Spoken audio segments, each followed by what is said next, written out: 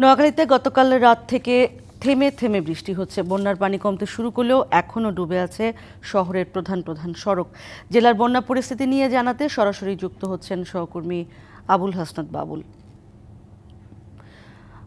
বাবুল, জানাবেন নোয়াখালীতে এই মুহূর্তে কি পরিস্থিতি, সাধারণ মানুষের ভোগান্তি কি পরিমাণ হচ্ছে এই পানি ওঠায়? যেমনটি বলছেন, গত আজ সহ ৩ দিনের যে টানা বৃষ্টির মধ্যে গত ২ দিন যে পরিমাণ বৃষ্টি ছিল সেই তুলনায় গতকালকে রাতে গতকালকে রাতে এবং আজকে একটু পরিমাণে বৃষ্টি কম হওয়ায় গত ২ দিনে যেভাবে জেলা শহর মাইজদীর প্রধান সড়কগুলিতে এবং বিভিন্ন নিম্ন এলাকার বাড়িঘরে যেভাবে ২ থেকে ৩ ফুট পানি উঠে গেছে, সেই তুলনায় গতকাল রাতে বৃষ্টি একটু কম হওয়ায় পানিগুলি আস্তে আস্তে নামতে শুরু করেছে।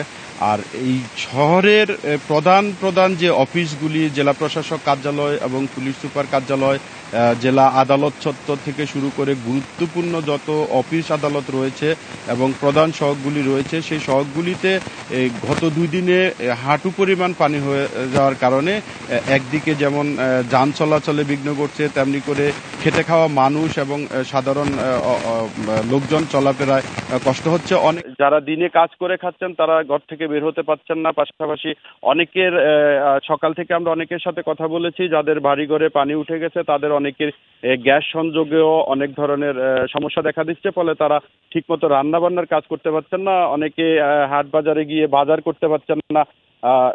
এই সব মিলিয়ে মানুষের আসলে এক ধরনের দুর্ভোগ লেগেই আছে।